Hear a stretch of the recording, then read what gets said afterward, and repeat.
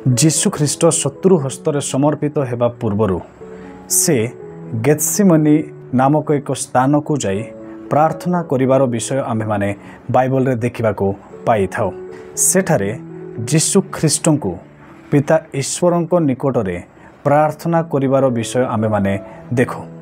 जीशु ख्रीष्ट पिता ईश्वरंको ठारे निवेदन करू करू एपरि कहू अछंती, हे मोहर पिता, जदि होई पारे तेबे एही पान पात्र मो ठारू दूर हेउ, तथापि मोहर इच्छा नुहे मात्र तुम्भर इच्छा।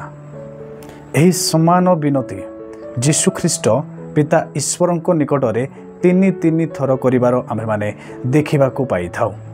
जेउ पान पात्र को दूर हो बोली जीशु ख्रीष्ट प्रार्थना करूछंती, पिता ईश्वरंको निकटरे निवेदन करूछंती, से पान पात्र रे एपरि कोन थिला, से पान पात्रर तात्पर्य कौन थिला जे जीशु ख्रीष्ट पिता ईश्वरंको ठारे प्रार्थना करी पान पात्र को दूर करिबा निमंते से निवेदन करूछंती।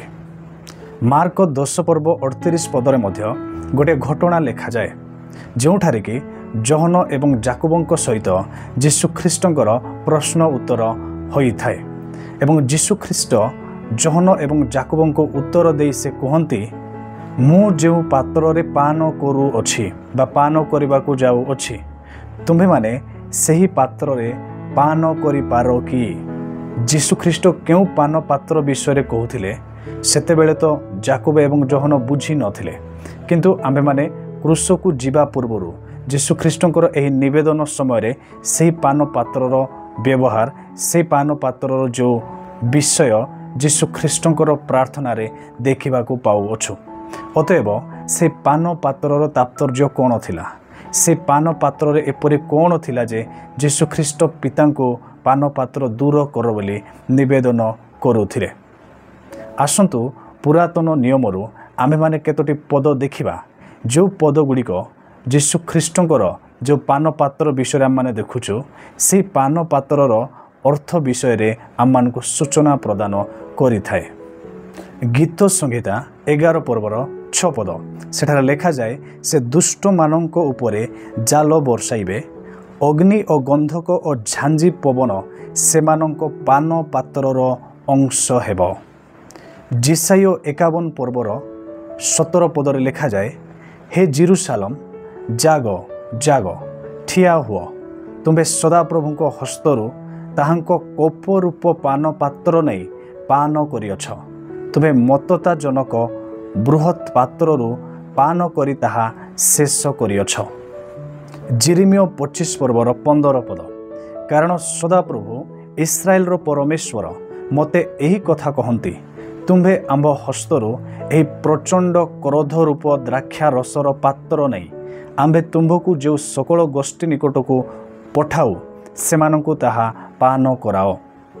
आंभे माने जदि जिहिजिकल 23 पर्वर 31 रु 34 पद देखिबा, सेठारे मध्य लेखा जाए 33 पदरे, तुम्हें मतता और शोकरे परिपूर्ण हेबो, विस्मय और ध्वंस रूप पात्र रे तुम भगिनी समरियार पात्र रे परिपूर्ण हेबो। एक प्रकार विस्मय और ध्वंस रूप पात्र बोली एठारे मध्य लेखा जाए। सेहीपरि गीत संहिता 75 पर्वर 8 पदरे मध्य एही पान पात्र विषय लेखा जाए। नूतन नियम रे मध्य प्रकाशित वाक्य 14 पर्व 9 रु 11 पदरे जदि देखिबा, जो माने जीशु ख्रीष्ट को मसीहा बोली रिजेक्ट करथिले से मानक विषय सेठारे लेखा जाए 10 पदरे, तेबे से मध्य ईश्वरंको कोप रूप जो मदिरा अमिश्रित भावे ताहांको क्रोधर पात्र रे प्रस्तुत करा जाई अछि, ताहा पान करिबो, पुणी पवित्र दूत गणक और मेष शावकंको साक्षात रे अग्नि और गंधक द्वारा जंत्रणा प्राप्त हेबो। अतएव पुरातन नियम रे आमे माने जहा देखि गलु, एही पान पात्रर अर्थ कोन? ईश्वरंको क्रोध, ईश्वरंको विचार, ईश्वरंको न्याय, ईश्वरंको दंड दुष्ट मनुष्य उपरे, दुष्ट व्यक्ति उपरे ईश्वरंको प्रचंड क्रोधता, ईश्वरंको दंड, ए सबको बुझाई थाए पान पात्र। नूतन नियम रे मध्य यह कोप रूप पात्र बोली लेखा जाइअछि। कहबाकू गले पापी मनुष्य प्रति ସେମାନଙ୍କ ଉପରେ ଈଶ୍ୱରଙ୍କ ଯେଉଁ କ୍ରୋଧ ଏବଂ ନ୍ୟାୟ ବିଚାର ଦଣ୍ଡ ରହିଅଛି ସେହି ବିଷୟକୁ ଏହି ପାନପାତ୍ର ବୁଝାଇଥାଏ। ଅତଏବ ଯୀଶୁଖ୍ରୀଷ୍ଟ ଶତ୍ରୁମାନଙ୍କ ହସ୍ତରେ ସମର୍ପିତ ହେବା ପୂର୍ବରୁ ଯେଉଁ ପିତାଙ୍କଠାରେ ନିବେଦନ କରୁଥିବା ସମୟରେ ସେ ତିନି ଥର ସେହି ପାନପାତ୍ରକୁ ମୋ ଠାରୁ ଦୂର କର, ନହେଲେ ତୁମର ଇଚ୍ଛା ସଫଳ ହେଉ ବୋଲି ଯେଉଁ ପ୍ରାର୍ଥନା କରୁଥିଲେ, ସେହି ପାନପାତ୍ର ବାସ୍ତବରେ କ'ଣ ଅଟେ ଯୀଶୁଖ୍ରୀଷ୍ଟ ଜାଣିଥିଲେ। ଯୀଶୁଖ୍ରୀଷ୍ଟ କ୍ରୁଶରେ ଯାଇ ଯେଉଁ ପାନପାତ୍ର ଯାହା ତାତ୍ପର୍ଯ୍ୟ ଅଛି ତାହା ଯେ ସେ ଭୋଗ କରିବା ନିମନ୍ତେ ଯିବାର ଥିଲା, ସେ ପାନପାତ୍ରର ପ୍ରକୃତ ଅର୍ଥ, ପାନପାତ୍ରର ପ୍ରକୃତ ତାତ୍ପର୍ଯ୍ୟ ସେ ଜାଣିଥିଲେ। ତେଣୁକରି ଲୁକ 22ରେ ମଧ୍ୟ ଲେଖାଯାଏ, ଯୀଶୁଖ୍ରୀଷ୍ଟ ମର୍ମାନ୍ତିକ ଦୁଃଖରେ ମଗ୍ନ ହୋଇ ଏକାଗ୍ର ଭାବେ ପ୍ରାର୍ଥନା କରୁଥିବା ସମୟରେ ତାହାଙ୍କର ଝାଳ ରକ୍ତ ଟୋପା ପରି ଭୂଇଁରେ ପଡ଼ୁଥିଲା। ସେ ମୃତ୍ୟୁ ନିମନ୍ତେ ଶୋକାକୁଳ ହେଉଥିଲେ।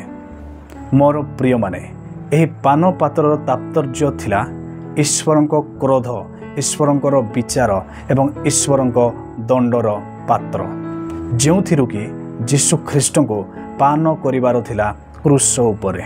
ମନୁଷ୍ୟମାନଙ୍କର ପାପ ଏବଂ ଦୁଷ୍ଟତା ସକାଶୁ ଈଶ୍ୱରଙ୍କ ଆଡ଼ୁ ଯେଉଁ କ୍ରୋଧ, ଯେଉଁ ବିଚାର, ଯେଉଁ ଦଣ୍ଡର ଆବଶ୍ୟକ ଥିଲା, ସେ ସମସ୍ତ ଈଶ୍ୱରଙ୍କ କ୍ରୋଧ ଏବଂ ଈଶ୍ୱରଙ୍କ ଦଣ୍ଡରେ ପରିପୂର୍ଣ୍ଣ ହୋଇଥିଲା ସେ ପାନପାତ୍ର, ଯେଉଁ ପାନପାତ୍ର ବିଷୟରେ ଯୀଶୁ ଏଠାରେ ନିବେଦନ କରି ପିତାଙ୍କଠାରେ କହୁଅଛନ୍ତି।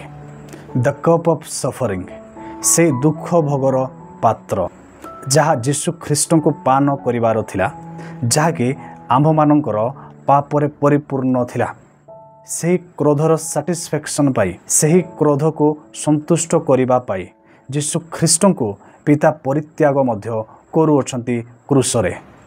ଏବଂ ଆମ୍ଭମାନଙ୍କର ପାପ ନିମନ୍ତେ ଯେଉଁ କ୍ରୋଧ, ଯେଉଁ ଦଣ୍ଡ ଯୀଶୁଖ୍ରୀଷ୍ଟ କ୍ରୁଶରେ ଭୋଗ କରୁଅଛନ୍ତି, ସେହି ପାନ ପାତ୍ରରୁ ସେ କ୍ରୋଧ ଏବଂ ଦଣ୍ଡକୁ ସେ ପାନ କରୁଅଛନ୍ତି।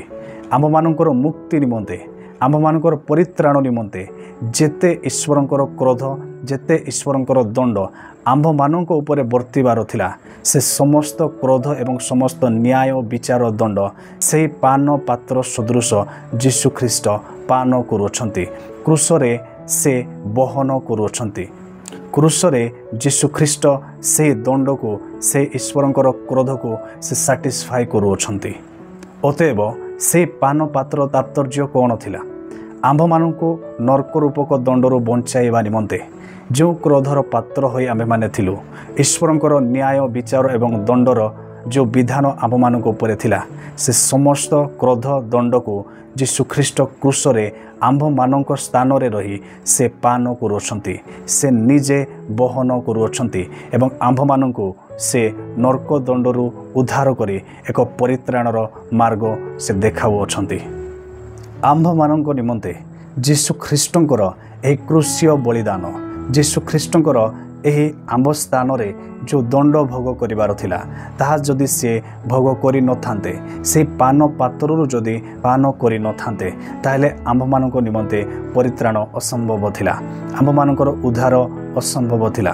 ଆମ୍ଭେମାନେ ସୌଭାଗ୍ୟଟୁ ଯେ ଯୀଶୁଖ୍ରୀଷ୍ଟ ଆମ୍ଭମାନଙ୍କ ସ୍ଥାନରେ ସେ ନିଜେ ଦୁଃଖ ଭୋଗ କଲେ, ଯନ୍ତ୍ରଣା ଭୋଗ କଲେ, କ୍ରୁଶୀୟ ଯାତନା ଭୋଗ କଲେ, ଈଶ୍ୱରଙ୍କର କ୍ରୋଧ, ଈଶ୍ୱରଙ୍କର ଦଣ୍ଡର ପାନ ପାତ୍ରରୁ ପାନ କଲେ ଏବଂ ଆମ୍ଭମାନଙ୍କୁ ସେ ପରିତ୍ରାଣ ପ୍ରଦାନ କଲେ।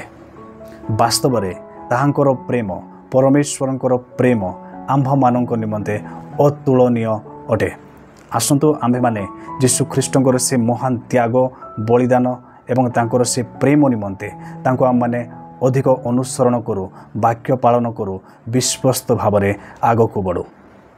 ଏହା ହିଁ ପାପୀ ମନୁଷ୍ୟମାନଙ୍କ ନିମନ୍ତେ ସୁସମାଚାର ଅଟେ ଯେ ଯୀଶୁଖ୍ରୀଷ୍ଟ ଆମ୍ଭମାନଙ୍କର ପାପ ସକାଶୁ ନିଜେ ମୃତ୍ୟୁ ଭୋଗ କଲେ, ସମାଧିସ୍ଥ ହେଲେ ଏବଂ ତୃତୀୟ ଦିବସରେ ସେ ପୁନରୁତ୍ଥିତ ହୋଇ ଆମ୍ଭମାନଙ୍କୁ ଏକ ଗୌରବମୟ ଭରସା ପ୍ରଦାନ କରିଅଛନ୍ତି। ପ୍ରଭୁ ଏହି ସଂକ୍ଷିପ୍ତ ଆଲୋଚନାରୁ ସମସ୍ତଙ୍କୁ ଆଶୀର୍ବାଦ କରନ୍ତୁ। ଆମେନ୍।